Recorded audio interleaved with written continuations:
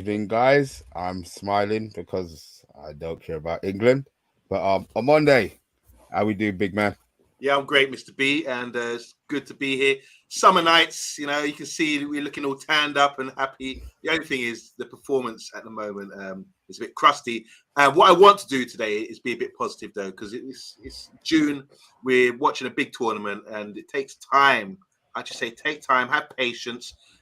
If you look at early doors, his background, you've got Martin Peters, Bobby Moore, and Jeff Hurst reminding us of what England can achieve. And they didn't start too well in '66 either. So I'm still, I'm not backing the manager, Southgate, but I'm backing the momentum, which will build slowly if we qualify and get through. I'm still with England. Early doors, how you doing, man? Let me just kind of get some of them sun rays from a Monday, plus that optimism. And yeah, I'm enlightened as well now. Yeah, of course we're going to do well. No, I mean, this is deja vu from what we saw a couple of days ago. If not, this actually performance was worse than the last, the couple of days. Let me correct myself. So yeah, Anthony, you look depressed as hell, boy. Talk to me, man. Well, first things first, I just want to say I'm looking forward to this show. Obviously, with myself, Early Doors, Mr. B. I'm going to say on Monday, it's been a hell of a long time that me and you has been on a show. But listen, it's great to be on a show with you. Yeah, I'm with these guys. It's dire. I mean, the two England games for me, it hasn't been fantastic. I don't know.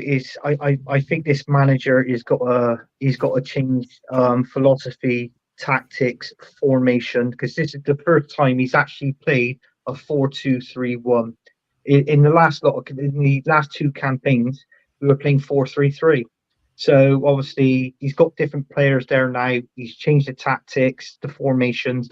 It's just simply not working. You can see it. It's not the England that we normally want, is it? Let's be honest. Okay, so we'll start with the lineup. It was unchanged from the last game. We saw holes in it. Would you have made a change? This is to you on Monday, and then Anthony, and then Early Doors. So yeah, obviously with the starting lineup, he hasn't changed it, has he? He's gone with the same again. The talking points from the last game, which using Anthony's words was dire. I like that. Instead of being rude and swearing, you said it's dire. That's good. So the talking points from the last game seemed to be about Trent being that position. Trent was dragged 5 minutes into the second half, which suggests that the pressure, from Southgate is getting on Southgate about. He's not a central midfielder. He's a failed right back. That's a talking point. And I think for him to drag him, that speaks volumes. And Trent, to his credit, didn't show to the cameras that he's peed off by it. But I think he would be, because you're trying him and he's trying to do a job. You've got to let a man get into the game and everything else. Amondo, you say you get a man to get into the game. The game was passing him by. I've had a man in my WhatsApp chat, a Liverpool man, say, no, Trent plays like that because he's got 3 runners and he can hit long balls when they play for Liverpool because it's just... Well, if you don't have those players in the team, don't play that central midfielder. Well, and if you're central midfielder, don't try and hit the ball long. Keep the passes short. I think the idea is good. What they're trying to achieve. We know what you're trying to utilize with Trent is his passing ability, whether it's short, into feet, passing in between the lines, but most importantly, spraying a ball diagonal to get in behind teams. Problem is, when you've got Saka, Foden and Kane, you haven't got the pace, I don't feel, to get in behind, to stretch teams like that. And that's what makes it a bit difficult. So missing out on players like Rashford and Gordon, for example, these guys are electric. That's what they've got. And they will stretch fullbacks and centre-backs to push back. So I'm going to stay on the Trent point. I think Trent was a talking point. When you start him again today, it suggested, okay, this is what we want to achieve. But if you want that to happen, I think you have to change the guys ahead of him so he can pick people out better. Playing, Foden wants to defeat a lot of the time. You're not going to see Foden burst in, getting behind, peel off. Saka can just about do it. But Kane is another talking point for me. I would start Ollie Watkins going forward from now on because he will definitely stretch defenders and stretch teams. But I'll leave it to the other boys for the other points there. Anthony, Would you have changed anything from that starting lineup, mate? Yeah, I would have. To be honest with you, I would have dropped Trent from what he played in this game and last game. I would have definitely have dropped him anyway. You know, there's no problem. What I would have done was actually bring Jude Bellingham back alongside maybe Declan Rice.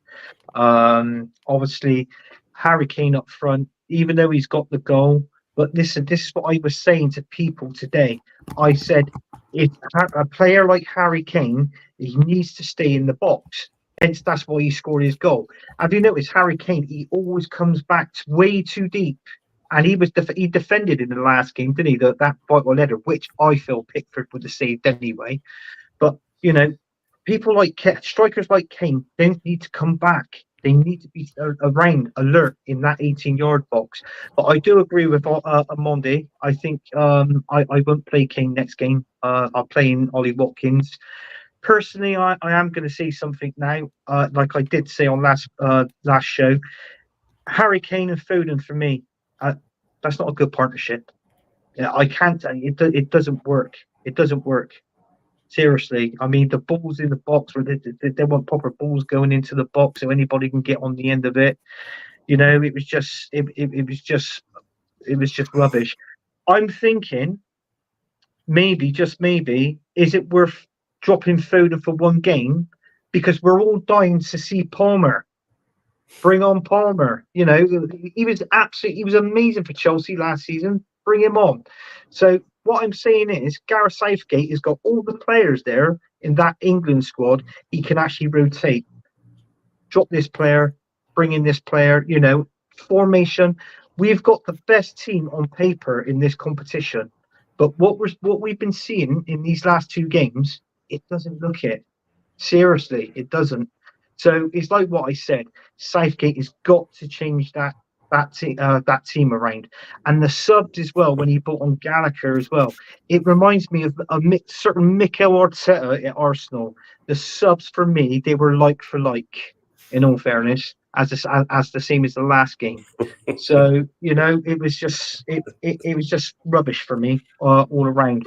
I think he's got to change. He's got to spice these players up in one way, because it's quite easy to stand on the touchline, giving it that, but less of this and more of that. Let's start shouting at players. You know, motivate your players. Amondi, I tell you, he's a manager.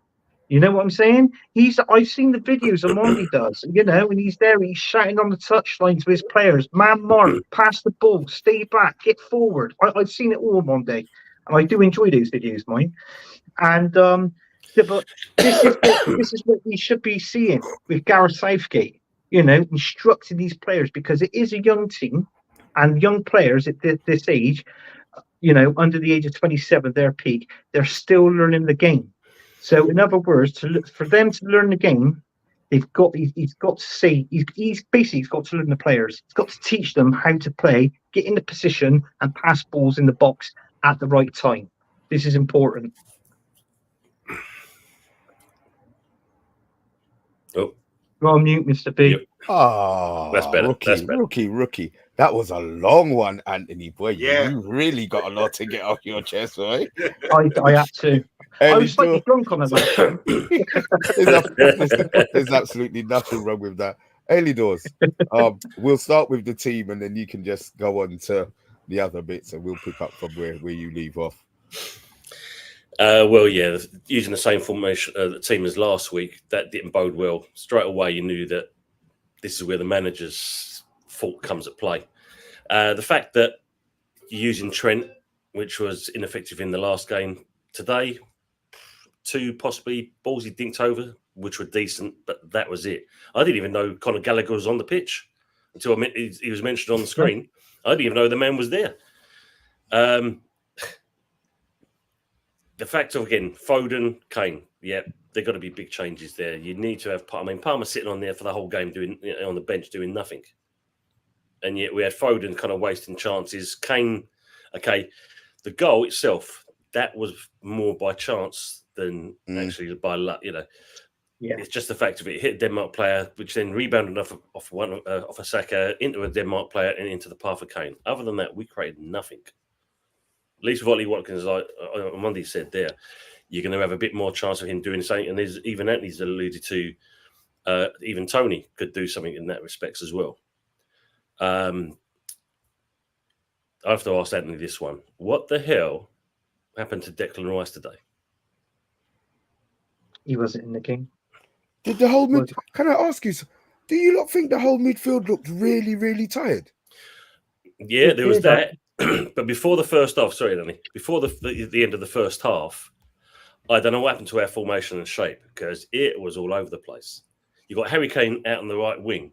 You got a man over this side doing something else. I think you even had Walker further up the pitch than you had Kane at one point. The shape just went out the window. We were disarrayed. There was nothing going on. And even when we came into the second half, there was still no creativity. I mean, we got a couple of chances, but really, I think we was lucky in certain respects. And then if you look at the Denmark goal, you had, I think there was a situation with Rice. You also had, who was the other guy? Walker, not Walker, Stones. Stones turned his back to the ball is being shot. That's basics. Let the ball slap you in your face. Yeah, or in the where in the nether regions. If you take it and he stops it, you've done your job. Simple as that. Take one for the team. Yeah, I know. and sorry, I was just seeing from Chris. Big up to him. Meta Football TV. Bellingham, was he effective today? No. Can I? You see, I'm not sure Bellingham and Foden can play in the same team. No, just for balance for the team. Mm. Do you think Southgate's not going to do it? They play in the same position. If it was Spain or if it was Italy, they would have the one who the manager feels is the better one started in his position. And then Bellingham today, when he gets tired, Foden comes on in that position. And they have competition for that position. At the moment, Foden knows he's going to start. Whether it's left, well, it's going to be left. Regardless of how he plays, he's going to start on the left. There's no competition. This is supposed to be the creme de la creme of football. And there's no competition in positions. So I think he's got the balance wrong. Is he going to be brave enough not to start Foden or not to start Bellingham? But I thought Bellingham was poor today. I thought Bellingham was, considering the level that he's been playing at, I thought he was really, really poor today. Yeah, he was poor. Yeah, I mean, obviously, if you go back to the first game, Mr. B, it was Jude Bellingham and Saka. They were the best two players in the first half in that first game, and then the second half started. It just went straight downhill from there. It pretty much reminded me of this game. First thing I want to say first is, that Denmark goal, you couldn't take anything away from that. That was a good goal. So obviously fair play for them for scoring that goal and respect to the player as well. But it was just people. The passes was poor. We were losing the battles in the midfield. It's like what Tony said. For some reason, you had Kai Walker that was further up the pitch than Kane. At certain periods of the game, and with King coming back, this is what I'm saying. You don't need him to come back. It was just, you've touched on it as well. The balance is not there. The shape, the structure, the balance is nothing there. All I can see in that team at the minute is like a wall, cracks are appearing in that wall, and is also appearing in the team as well. We can all see it, But what I'm trying to say is, if we can see it, why can't the manager see it? That's the only problem that I've got. No matter how we play or whatever, the buck stops with the manager. That's it. End of. So at the end of the day, if we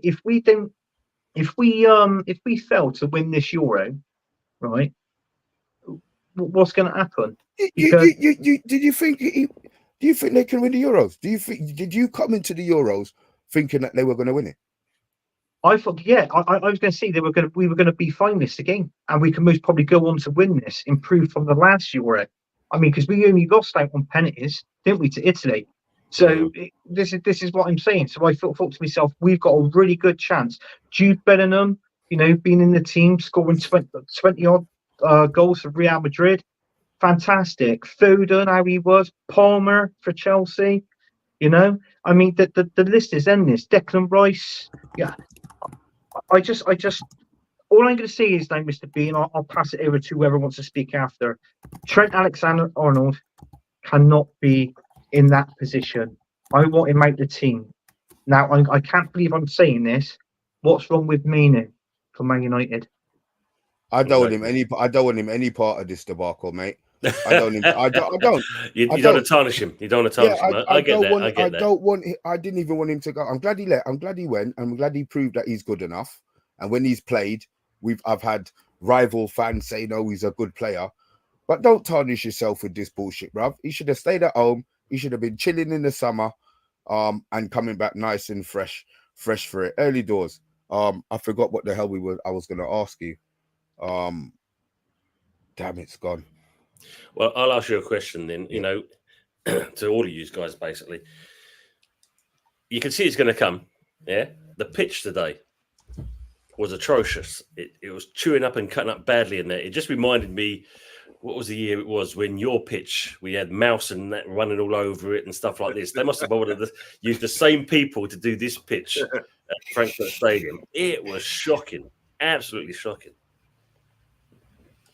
So I know it was. Did you come into the tournament thinking England could win? Guys in the chat, I didn't think they would win, but it's just me. I think France were always on paper, and Germany being at home, I always thought that they were going to do better. Portugal, I think I've got a better team.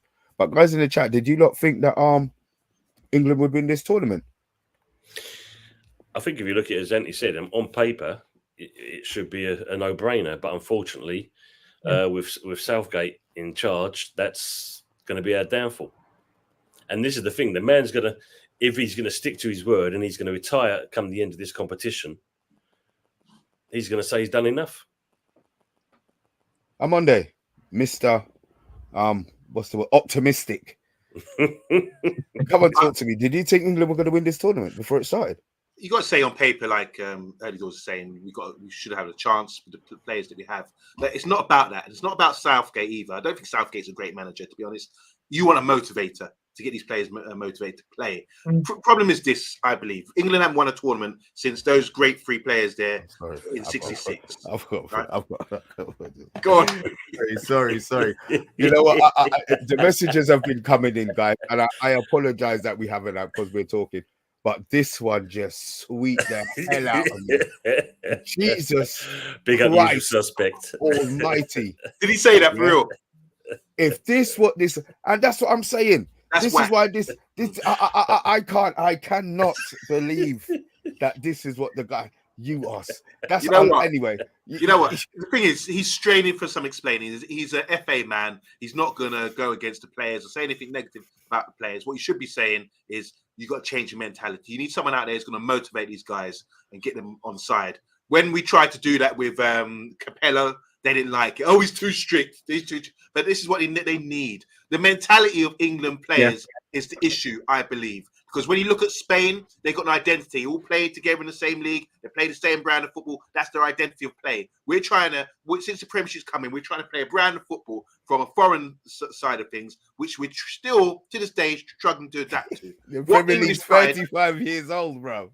What English side do you know, with 4 English players, plays that brand of football, Pep style or tiki-taka style? It doesn't happen. When you get an English side or an English manager, it's usually a Sam Allardyce or who's the Everton manager from Burnley. There's not many successful English coaches. The last English coach to win anything significant in Premier League was, well, not in the Premier League, was the year before the Premier League with Howard Wilkinson.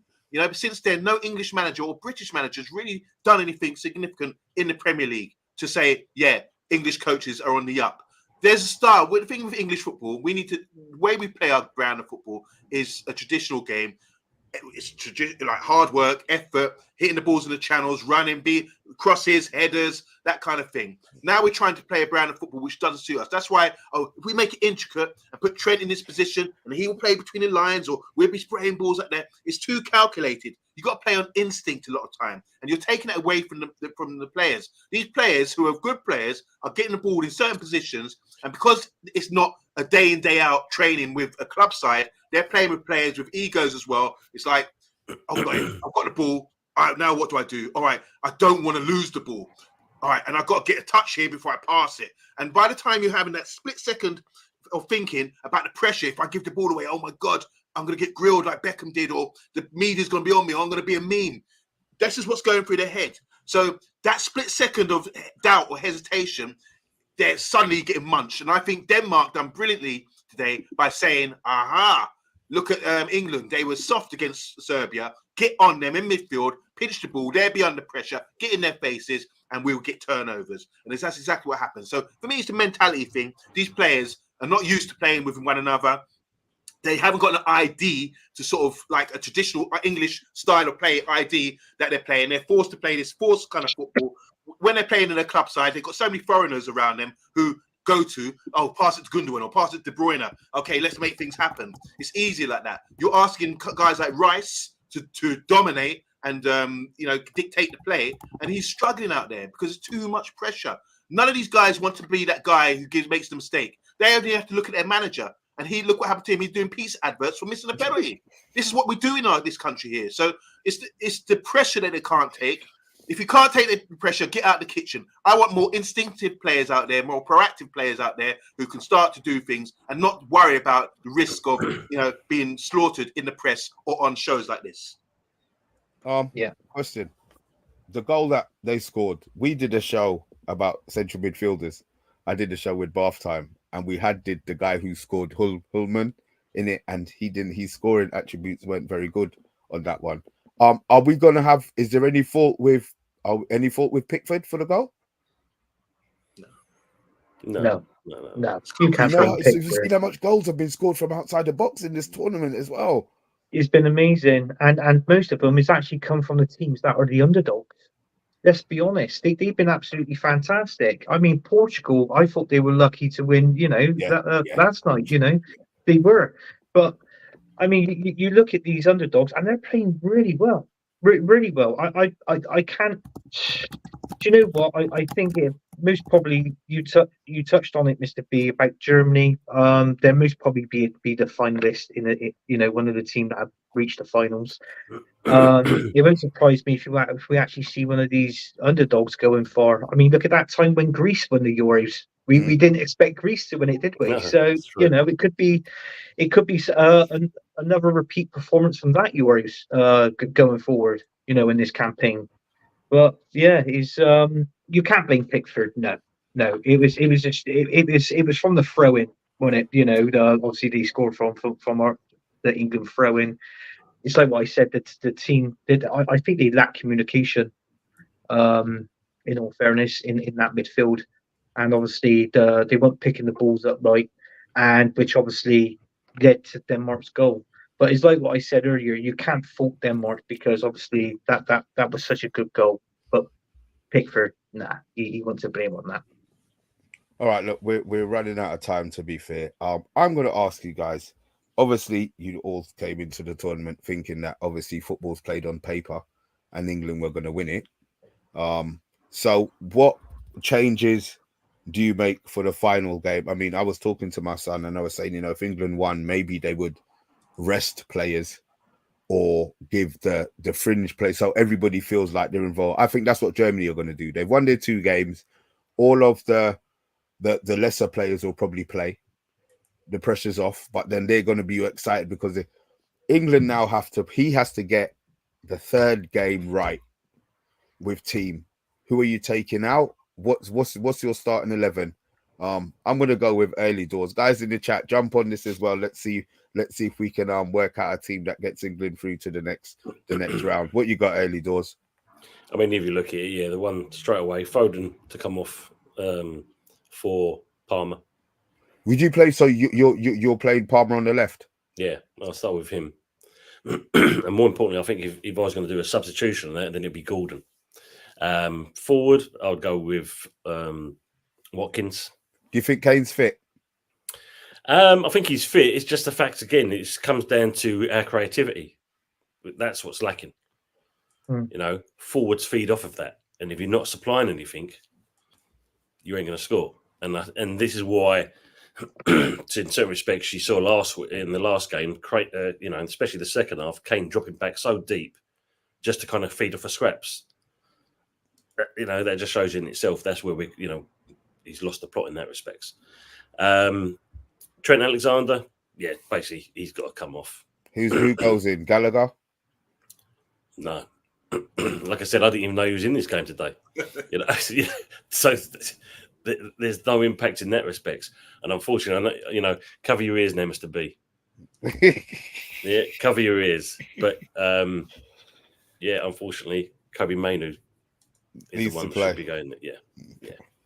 So we've got the back. You're happy with the back four and the goalie. You're taking out Foden for Palmer. Mm-hmm. You're taking out Trent for Mainu, and you're taking out Watkins for Harry Kane. Yeah, I would agree. I wouldn't, as much as I don't want Mainu to play. I think that gives the England team a little bit more balance. I would have gone Gordon, more, but I think Gordon would be if they were losing the game. Or if they needed somebody else to bring them with play. I think Cole Palmer's a more cultured footballer. I think he's able to go both sides. I'm not sure that he can play on the left, but okay. So I agree with that. Anthony, what have you got? I'd take, in all fairness, I'll take Trippier out of left back, and I don't know. Well, I'll just give Shaw a go left back. He's injured. Shaw's injured. Shaw's not. Sure, he's injured. Not, yes, that's why we're playing today. Yeah. All right then. Well, in that case, I'll leave that. Stage. I'll have to leave that the same. Then. Would you play Gomez? Gomez played there for Liverpool this season. What, left back? Yeah. You leave it as Trippier. I didn't know. No. I'll stick with Trippier. I'll stick with Trippier. So I'll leave the back four. I got to be honest with you. I thought my man of the match was the centre back. He plays for Crystal Palace. Yeah, he's played really well. Yes, I thought he was the best player on that pitch day for us. So he stays. The back four stays. Pickford stays. I think what I'll change it to a 4-3-3. I think I'll go Palmer. I'm still gonna pick Bellingham. Palmer, Bellingham, Mainu, and then my front three up front will be Palmer on the left. Hold on, Palmer, Bellingham, and Mainu. So where's Rice? No, Rice. Sorry, Rice. It'd be Rice, Bellingham, and Mainu, and my three up front would be Palmer, Watkins, and I'll most probably you think I'm being biased, but I'll just keep Saka on the bike. I don't think there's anything biased about it. I think Saka deserves to be played. I don't think there's anything biased. I think he does. So it's Saka, Watkins, and Palmer, the three attackers for me, and obviously my midfield, Rice, Bellingham, and Mainu. Monday, what you got? Can't hear you. You're on mute. I'm a rookie tonight, aren't I? He's rubbing off. We both done it. Sorry, man. It's these damn dogs. They keep barking up. All right, just like Spain is saying here, they have balance. So if we watch Spain tonight, we see some balance. Like with Germany, we're seeing here. So England could have had this, but Southgate chooses not to. He could play Foden, Bellingham, Rice as a free with Gordon, Bowen as wingers, and then obviously someone up front as well. But he would play Saka at left back. So it's interesting that you asked the question, Mr. B, and that's a great variety of players there that we switching around. But for me personally, I personally think that it's like I said, it's the mentality thing. For me, if we're not going to keep the ball, we're going to have spells when we're not going to have the ball. And it's all right being like, we conceded a goal today, but we have men behind the ball. And if you're going to score a worldie like that, fair enough. I ain't going to argue with that. They didn't play through us. Do you understand what I'm saying? What we need to avoid is stop teams playing through us. So I like the fact that we're getting players behind the ball when we haven't got the ball, but it's a bit too much. There's no outlet. That's why you need pace. So for me, I would start with Gordon. He's been electrical season. And what you know of him, he's going to put a shift in. Even if you take him off after 60 minutes, we get some fresh legs on. He's got that pace and drive where he's going to carry the ball and send their players back. Unfortunately, I don't understand why he didn't bring any quick players in. When we played in the previous Euros, he played with Kane, who would drop off, and he had Saka and Sterling causing problems. And then Rashford was obviously come up that side as well. Yeah, because defenders are thinking, my gosh, have I got to go sprint with this guy? No. So they're naturally going to back off, and then you're going to get more time and space to play the football. But what's happening now? These guys thinking, boy, I can deal with this. Foden in the foot race, playing him out wide. Foden does really well playing in central areas. That's where all the action happened for him today. So I would put Gordon on wide. I'd keep Saka because Saka's excellent. And for the balance, this is about balance. It's not about players, Palmer's done really well, or Foden's done really well. It's about balance of the team and being effective. We're not keeping the ball. So have an outlet. We have Gordon and Saka. These guys can get in behind. You see Saka today dropped off and went in behind, and we had a chance header we could have scored. You know what I'm saying? That's the threat that we need to pose to teams. And once you do that, then the space will open up. And that's why I would put someone like Mainu in midfield instead of Trent with Rice. Because that way Mainu can use the ball really well, pop it around, and then we can keep a bit of possession as well. And by stretching the team, stretching the opposition as well, then you get more time and space, and then you see a better brand of football, I believe. I'm talking about Gay. I've been really watching him, obviously, because we're Man United fans here. We're thinking, okay, what's he saying? He's a good player, and he's got a lot of pressure on him.